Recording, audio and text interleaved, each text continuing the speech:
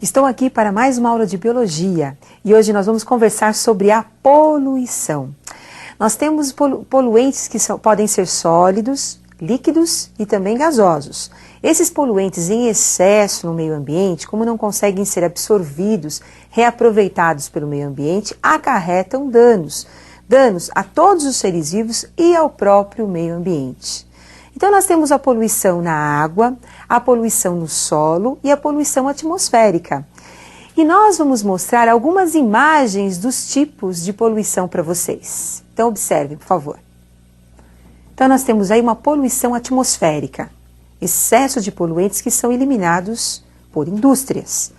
Entre os poluentes nós temos o dióxido de enxofre, o dióxido de nitrogênio e muitos outros. Então nós temos aí a poluição da água.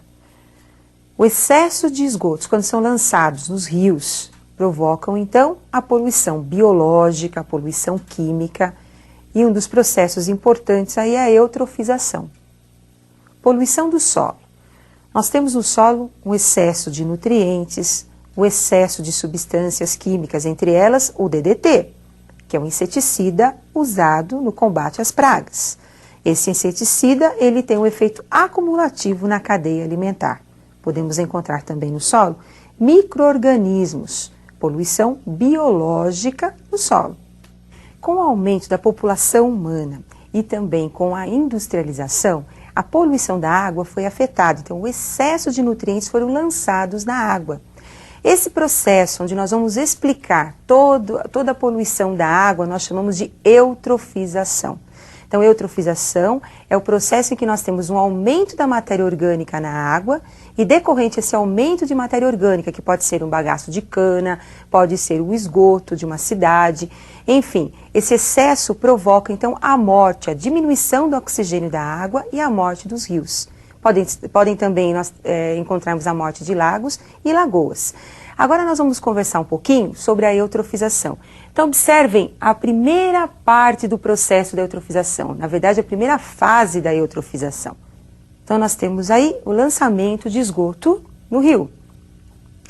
Esse lançamento em excesso provoca um aumento da matéria orgânica. Esse excesso de matéria orgânica no rio vai sofrer um processo de decomposição realizado pelas bactérias aeróbias, lançando os nutrientes na água. Esses nutrientes, que podem ser fosfatos, serão aproveitados por micro-organismos, como as algas, e esses micro-organismos proliferarão nas águas. Então, as algas são seres aeróbios que necessitam de nutrientes para poder sobreviver e realizar o seu processo de crescimento e também a fotossíntese. Então, encontrando nutrientes em excesso, elas proliferam, formando então uma camada verde na água, que nós chamamos também de floração das águas. Agora vamos continuar o nosso processo de eutrofização. Com o excesso de micro-organismos, nós vamos ter uma diminuição do oxigênio na água. Assim como nós temos animais que são sensíveis a essa diminuição, como os peixes, nós teremos então, em consequência, a morte desses animais, devido à diminuição do oxigênio. Então, os peixes são animais que necessitam de uma taxa de oxigênio ideal na água, porque são sensíveis. Além dos peixes, outros animais como moluscos também são sensíveis à taxa de oxigênio. Em decorrência à morte dos peixes, nós teremos então a ação das bactérias anaeróbias, que realizarão o processo de decomposição desses cadáveres.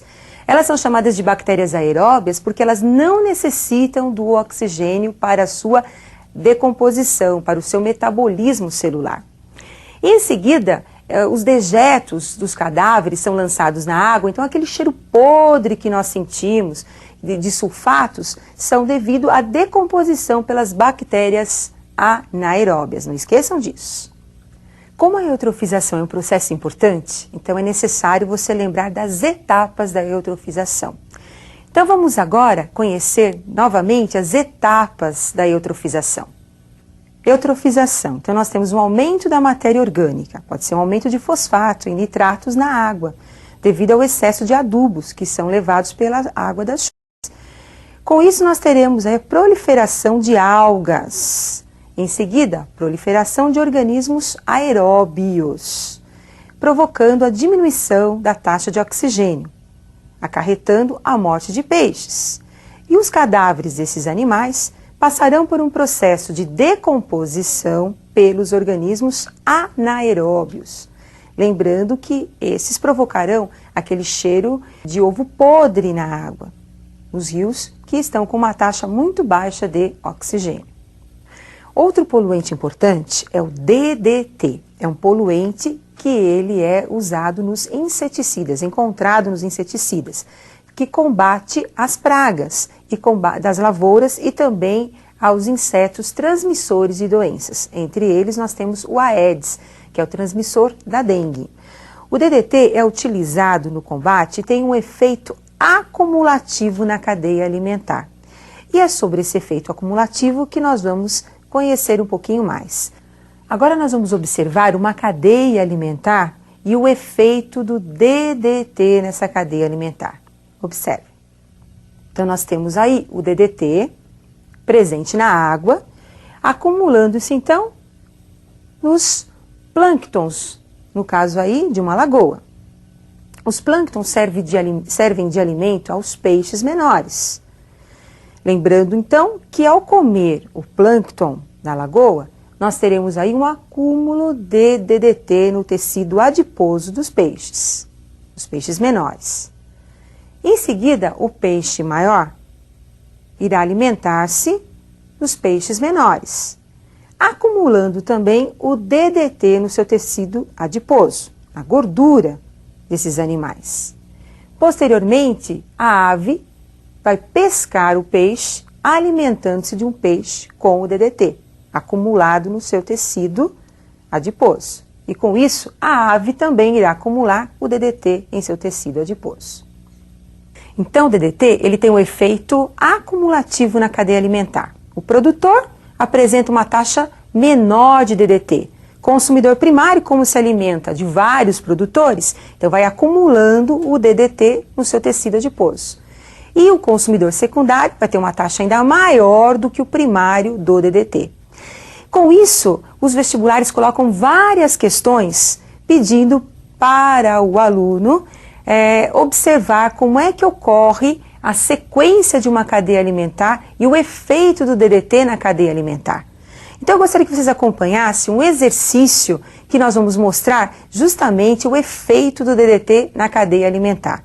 Então observem agora, por favor. Então nós temos aí, a análise da concentração de DDT em organismos marinhos apresentou os resultados mostrados na tabela abaixo. Com base nos índices de DDT, o esquematize a provável cadeia alimentar constituída por esses organismos. Então nós temos agora a tabela. Copépodes apresenta DDT e nós temos lá 0,07 miligramas por litro do copépode. Manjuba, 0,60 miligramas de DDT por litro em seu tecido. Pescadas, 2,25 miligramas por litro. E atobás, 28 miligramas por litro de DDT. Então não podemos esquecer, aquele ser vivo que apresenta menor quantidade de DDT é o ser vivo que está no primeiro nível trófico da cadeia alimentar. E o ser vivo que apresenta maior concentração de DDT é o ser vivo que vai apresentar, então, o nível trófico mais distante da cadeia alimentar. Então, como é que vai ficar a nossa cadeia alimentar? Então, observem agora a resolução do exercício. Então, nós temos copépodes, manjubas, pescadas e atobás. Então, nossa cadeia alimentar, onde copépode apresenta a menor quantidade do DDT no primeiro nível trófico. E atobás, onde nós teremos maior quantidade do DDT no último nível trófico. Atualmente, o combate às pragas é realizado hoje em dia também pelo controle biológico. O que é isso? Então, nós vamos ter um predador ou um parasita específico da praga que irá levar então à extinção, à diminuição dessas pragas, por exemplo, na lavoura. Então nós temos, aqui no Brasil, a lagarta é um parasita prejudicial à lavoura de milho. Então o que é feito com a lagarta? Em vez de nós utilizarmos o DDT, se coloca então joaninhas para predarem as lagartas. As joaninhas comem as lagartas nos seus primeiros dias de vida. Com a eclosão dos ovos das lagartas, nós temos então a joaninha esperando para abocanhar a lagarta nos seus primeiros dias, com isso diminuindo a praga na lavoura do milho. Além disso, além da poluição da água, nós temos também a poluição do ar, a poluição atmosférica, onde o excesso de poluentes podem afetar de forma nociva a saúde de várias pessoas. Nós temos o caso, por exemplo, do CFC, que é o clorofluorcarbono. Esse poluente que afeta muito a nossa vida, por quê? Porque o CFC, ele é um poluente que vai interferir no processo onde nós temos aí a destruição da camada do O3, do ozônio. Essa interferência faz com que os raios ultravioleta penetrem mais intensamente, atingindo as células somáticas dos indivíduos, dos animais e dos vegetais, provocando as mutações, não é? Além disso, nós temos também um poluente importante que é o CO, que é o monóxido de carbono. Esse poluente é importante porque quando inalado pelo homem, vai para a corrente sanguínea e compete com o oxigênio, impedindo que o oxigênio seja transportado pelas hemácias. E com isso nós teremos uma diminuição do oxigênio no sangue, levando o homem então à asfixia, a desmaio e até à morte, dependendo da quantidade de CO inalada. Como é que o homem pode inalar CO? Por exemplo, no caso de um incêndio. Então o homem está lá, num prédio em chamas. Ele vai estar inalando o CO que está sendo eliminado durante a combustão. O CO cai na corrente sanguínea e interfere então no transporte do oxigênio. E isso é um problema muito sério, muito grave, né? Além disso, nós temos também poluentes biológicos que são encontrados na água, como a Escherichia coli, que é uma bactéria que provoca dores, diarreias, dores abdominais, não é? A Escherichia coli é uma bactéria encontrada nas fezes. Mas quando ela é encontrada em excesso na água, ela pode provocar um quadro que vai interferir na saúde humana, como eu acabei de citar. Essa interferência pode provocar desmaios, pode provocar diarreia, quadros onde a criança pode ser levada ou adulto à desidratação. E existem outros poluentes também que vocês precisariam estar estudando, ampliando os seus conhecimentos, porque a poluição é um assunto muito atual e que vai ser cobrado com certeza nos vestibulares. E eu aguardo você para a nossa próxima aula de biologia. Até mais, pessoal!